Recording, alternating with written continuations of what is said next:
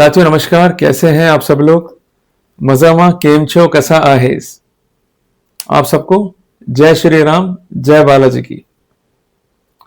आज एक महत्वपूर्ण टॉपिक पर मैं चर्चा करने वाला हूं।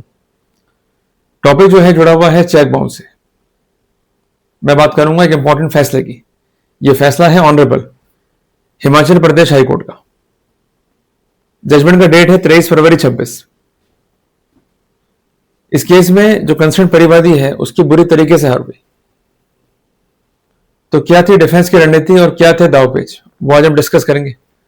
और जब भी हम डिफेंड करेंगे एक चेक बाउंस केस को, खासकर ऐसा केस जो फॉल्स केस है, तो किस प्रकार जो है प्रोसीड करना है और क्या क्या रहेंगे हमारे दावपेच, ये सब मैं डिस्कस करूंगा ऑन बोर्ड। आपसे एक इल्तिजा है, आपसे एक प्रार्थना है कि एक प्रॉपर जो है नोटबुक मेंटेन कर लीजिए विद पेन और पेंसिल, और जो कुछ बता रहा हूं उसको पहले समझिए, फिर नोट डाउन कीजिए and try to apply the same to your case. अगर फायदा मिलता है आपको तो डेफिनेटली बड़ी खुशी होगी मुझे। ध्यान रखिएगा, ये सिर्फ आपका मुकदमा नहीं है, ये हमारा मुकदमा है। गलत प्रोसिक्यूशन के खिलाफ लड़ाई हमारा पहला उद्देश्य है। और ध्यान रखिएगा कि कानून भी कहता है an accused shall be deemed to be innocent unless proven guilty. इसलिए विरोध करें गलत प्रोसिक्यूशन का, पर विरोध के लिए केवल इमोशन होने से काम नहीं चलेगा। आपके तर्क लॉजिकल भी होना चाहिए, आपके तर्क लीगल भी होने चाहिए। इसलिए एक एक पैरामीटर पे मैं जोड़ दूंगा इन द सिंप्लीफाइड वे। चलते हैं डायरेक्टली ऑन द बोर्ड। देखिए चेक बाउंस केस में दो प्रिंसिपल जो है काफी इंपॉर्टेंट है, जो मैं कहता हूं हमेशा आपको।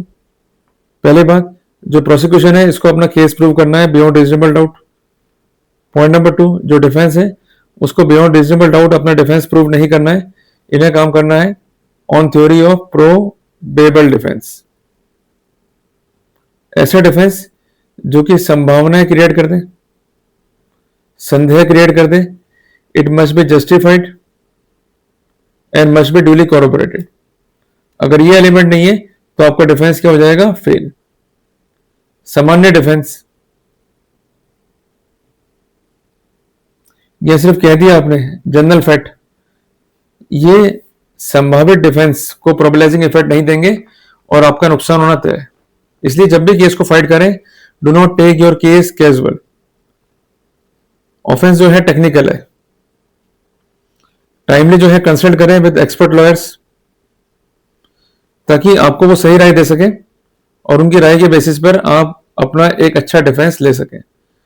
चलती फिरती राय लोगे या ऐसे लोगों से राय लोगे जिनको अनुभव नहीं है तो मारे जाओगे। जो फैसला मैं आज बताऊंगा आपको, यह फैसला है हिमाचल प्रदेश हाईकोर्ट का। डेट है 23 फरवरी 26। इस केस में फैक्ट्स क्या थे उसको अपन समझते हैं। यह आक्षेप था कंसर्न परिवादी का कि there is a commercial transaction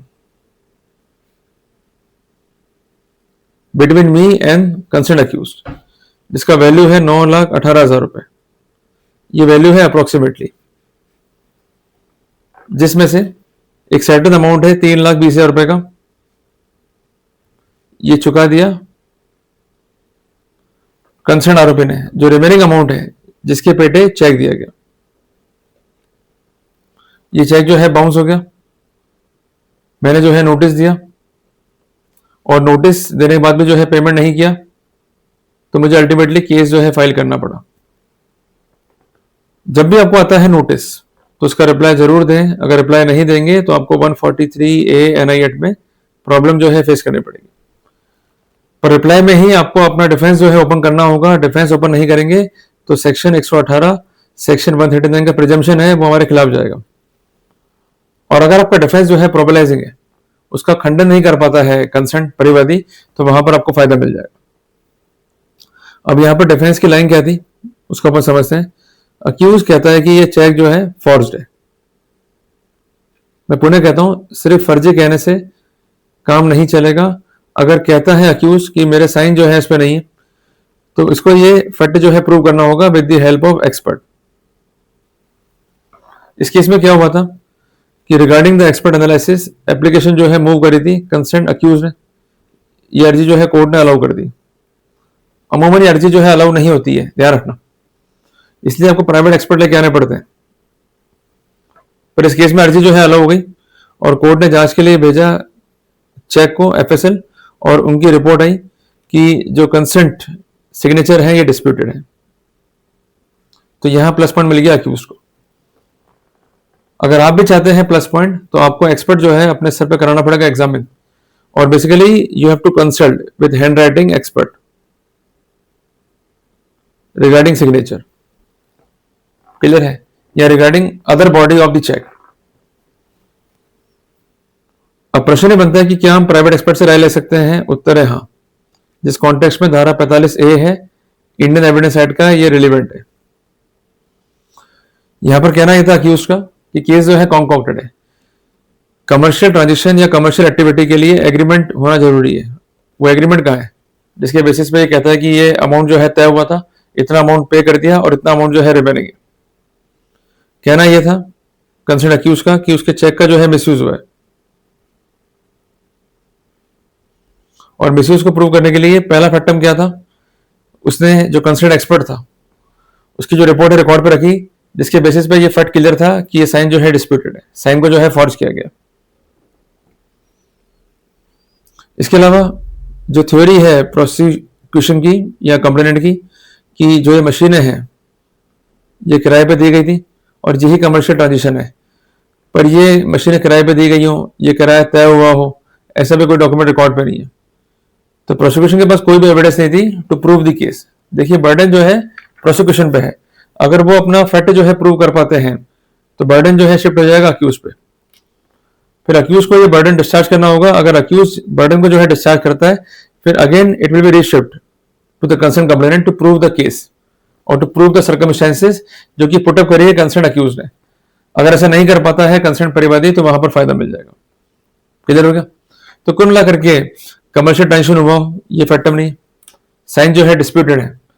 पर यहां पर एक बात ध्यान रखिएगा कि जब भी आप ये कहते हैं कि साइन डिस्प्यूटेड है या फॉर्जरी हुई है, तो पुलिस रिपोर्ट जो है जरूर कीजिए। अगर पुलिस रिपोर्ट जो है फाइल पर है, ऐसे सिनेरियो में ये पर्सपेक्टिव जो है दिखाई देता है कि आपने टाइमली जो है पुलिस को अप्रोच किया और अपना ग्रीवेंसेस जो है आपने रिपोर्ट किया और आपने मांग क्या करी कि मेरे साइन की जो है जांच कराई जाए और मुझे राहत जो है दी जाए। अगर ये स्थितियां फाइल पर हैं तो बेसिकली आपका स्टैंड जो है उसका इफेक्ट प्रोबेलाइजिंग आना शुरू हो जाता है। क्योंकि अगर आप ये कह रहे हैं कि सब चेक का मिसयूज हुआ है, आपने टाइमली जो है पुलिस को इन्फॉर्म कर दिया, पुलिस ने भी जो है कार्रवाई इनिशिएट कर दी, और जो पुलिस की कार्रवाई है उसमें चार्जशीट है या पुलिस की जो फाइंडिंग है वो सपोर्ट कर रही है आपको, तो definitely you are in the position to create a probabilising effect. इसके अलावा जो फैक्टम लेकर आता है परिवादी कि कमर्शियल ट्रांजेक्शन है या मशीनें किराए पे दी, किराए की पेटे राशि दी, ये हर एक फैक्टम जो है प्रूव करना है कंसर्न प्रोसिक्यूशन को। एक बात ध्यान रखिएगा कि फैक्ट्स पर जो है प्रिजम्पशन नहीं होता है। प्रिजम्पशन क्या है कि अगर चेक पर आपके साइन है तो कोर्ट ये अज्यूम कर लेगा कि आपने ये दिया है to discharge the legal enforceable debt, इधर इन होल और इधर इन पार्ट। क्लियर हो गया? पर अगर उसके फैक्ट से कॉम्प्रोमाइज है, कोई एविडेंस फाइल पे नहीं है रिगार्डिंग द कॉर्पोरेशन, फैक्ट जो है मिसिंग है, लिंकिंग एविडेंस जो है मिसमैच हो रही है, तो वहां पर हम फायदा ले सकते हैं। डेट का प्रिजम्पशन नहीं है, डेट को जो है साबित करना होगा। अगर डेट साबित करता है कंसेंट परिवादी और चेक पर आपके साइन है तो कोर्ट वहां प्रिजम्पशन ड्रॉ कर लेगा सेक्शन 139 में। अब प्रिजम्पशन जो है आपको रिपीट करना है। क्लियर हो गया? और रिपीट करने के बाद बर्डन वापस होगा रिशिफ्ट। जो भी सर्कमस्टेंसेस आपने बताई हैं, अगर उसको रिपीट नहीं कर पाता है परिवादी तो वहां पर क्या होगा, केस फेल होगा। एग्जाम्पल लेते हैं हम, ए कहता है कि मिस्टर बी ने मुझसे रुपए उधार लिए और ये रुपए थे 2 लाख रुपए, जिसके बेटे 2 लाख का चेक दे दिया। अब बी ये कहता है कि मैंने रुपए उधार लिए थे पर मैंने 1 लाख जो है चुका दिए, और वो प्रोड्यूस करता है बैंक की एंट्री। पर ये ध्यान रखिएगा कि ये बैंक की एंट्री कब की होनी चाहिए, चेक बाउंस से पहले की। अगर चेक बाउंस की बात की है तो ये क्या हो जाएगा, एडमिशन। और चेक बाउंस से पहले की है और ये फैक्ट इंट्रोड्यूस नहीं हुआ तो बी क्या कर रहा है, क्रिएट कर रहा है प्रोबेलाइजिंग इफेक्ट। अगर ये डिफेंस लिया है बी तो ए को साबित करना होगा कि वो 1 लाख रुपए किसी अन्य ट्रांजेक्शन के पेटे हैं। अगर ये साबित नहीं कर पाता है तो डेफिनेटली केस जो है वो हो जाएगा फेल। तो in nutshell we could say कि सारा का सारा खेल है आपके डिफेंस का, कि आपके डिफेंस का नेचर क्या है। अगर आपका डिफेंस जो है उसका इफेक्ट जो है प्रोबेलाइजिंग है, definitely you could have the benefit. जो कंसर्न प्रोसिक्यूशन है उसको केस प्रूव करना है बियॉन्ड रीजनेबल डाउट, आपको अपना केस जो है प्रूव नहीं करना है बियॉन्ड रीजनेबल डाउट। और इस तरह के डिफेंसेस से प्रोबेबिलिटी इफेक्ट जो है आ जाता है। तो जब भी चेक का मिसयूज होगा, ये डिफेंस है आपका,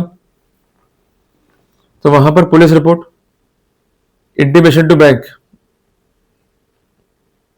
एंड फर्दर प्रोसीडिंग्स, ये इंपॉर्टेंट है। जब तक आप ये नहीं करेंगे तब तक आप एक स्ट्रॉन्ग डिफेंस नहीं रख पाएंगे, जिसके अभाव में नुकसान जो है खाना पड़ेगा आपको। इसलिए केस को पूरा पढ़ें, रिव्यू करें, डिफेंस लाइन को रेडी करें और उसके बाद ही जो है प्रोसीड करें। ऑफेंस जो है टेक्निकल है, आपकी छोटी सी गलती आपको एक बड़ी मुसीबत में जो है डाल सकती है। ध्यान रखिएगा, अगर कन्वर्ट हो गए चेक बाउंस केस में तो अमाउंट जो है डबल हो जाएगा चेक का संभवतः, और पनिशमेंट भी जो है आपको हो जाएगा।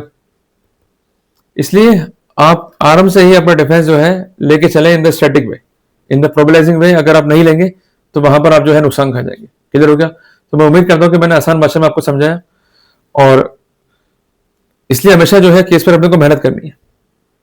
हमें जो है कहीं भी परेशान नहीं होना है कि सब क्या होगा, हम जीत पाएंगे या नहीं जीत पाएंगे। मेहनत करनी है और लॉजिकल आपको निकालने हैं पॉइंट निकालने हैं आपको लीगल, ताकि उन्हें अप्लाई करते हुए बेनिफिट जो है अपन ले सके एज पर द प्रोटोकॉल। जल्दी मिलेंगे अपन एक नए अध्याय में।